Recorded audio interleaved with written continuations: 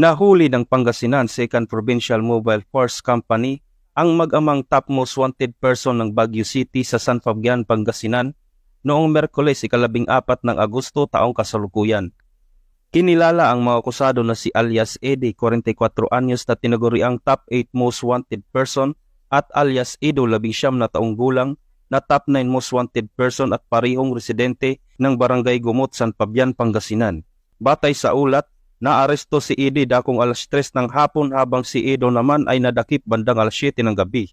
Ang operasyon ay sinagawa ng mga otoridad sa bisa ng warrant of arrest na pinangunahan ng Pangasinan 2nd Provincial Mobile Force Company kasama ang Pangasinan Provincial Intelligence Unit, 104th Maneuver Company ng Regional Mobile Force Battalion 1, Regional Intelligence Division ng Police Regional Office 1, Baguio City Police Station 4 at City Intelligence Unit ng Baguio City.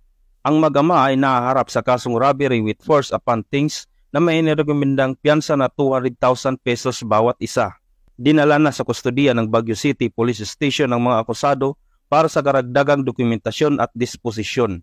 Samantala, patuloy pa rin ang pambansang pulisya sa mas pinaigting na kampanya laban sa kriminalidad para mapanatili ang kaligtasan ng bawat mamamayan. Mula dito sa Ilocos Region, ako ang inyong PNN correspondent, Police Staff Sergeant John Del Supremo, alagad ng batas, taga-taguyod ng Balitang Pulis.